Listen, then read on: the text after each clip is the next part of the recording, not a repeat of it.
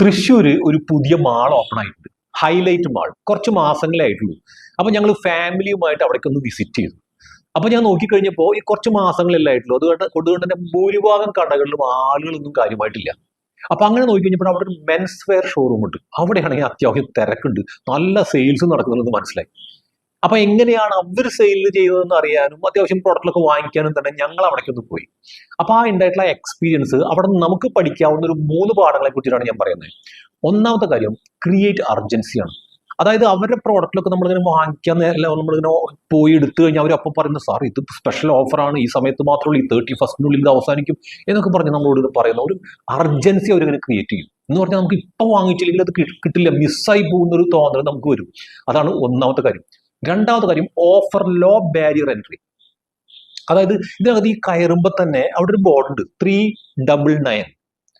അപ്പൊ ഈ പറയുന്ന 399 രൂപയുടെ ഒരു ഓഫർ അവിടെ കാണുന്ന സമയത്ത് നമ്മൾ ഓട്ടോമാറ്റിക് ഇത്ര റേറ്റ് കുറവിലൂടെ പ്രോഡക്റ്റ് ഉണ്ടോ എന്ന് വെച്ചാൽ നമ്മൾ അതിനകത്ത് കയറി ചെല്ലും. പക്ഷെ സത്യത്തിൽ സംഭവിക്കുന്നത് എന്താ, അവിടെയുള്ള 95% പ്രോഡക്റ്റുകൾക്കും റേറ്റ് ഇതിനേക്കാൾ കൂടുതലായിരിക്കും.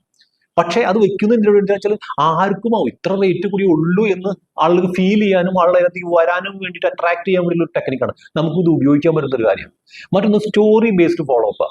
അതായത് നമ്മൾ പ്രോഡക്റ്റ് കണ്ടു, ഇഷ്ടപ്പെട്ടു, ഷർട്ട്സ് ഒക്കെ എടുത്തു നോക്കി, അവസാനം ഇത് വാങ്ങിക്കണം എന്നൊക്കെ നമ്മുടെ സംശയത്തിൽ നിൽക്കുന്ന അവസാനത്തെ പോയിന്റിൽ ആ സമയത്ത് അവർ കുറെ സ്റ്റോറികൾ ഇറക്കും. അവർ പറയും ഇത് സാർ ഈ പ്രിന്റ് സാർ ഓർമ്മയില്ലേ, ഇത് മറ്റേ കുഞ്ചാക്ക ബോബൻ ഇന്ന ഫിലിമിൽ ഉപയോഗിച്ചിട്ടുള്ള പ്രിന്റ് അല്ലേ, അല്ലെങ്കിൽ ഇത് ജയസൂര്യയുടെ ഈ ഇന്ന ഫിലിമിലത്തെ പ്രിന്റ് അല്ലേ, അല്ലെങ്കിൽ ഇത് കോളേജുകളിലൊക്കെ പുതിയ ട്രെൻഡായിട്ട് വന്നിട്ടുള്ള തുടങ്ങിയിട്ട് പല സ്റ്റോറികൾ അവരുണ്ടാക്കും. നല്ല സെയിൽസ് മെമ്പറാണ്.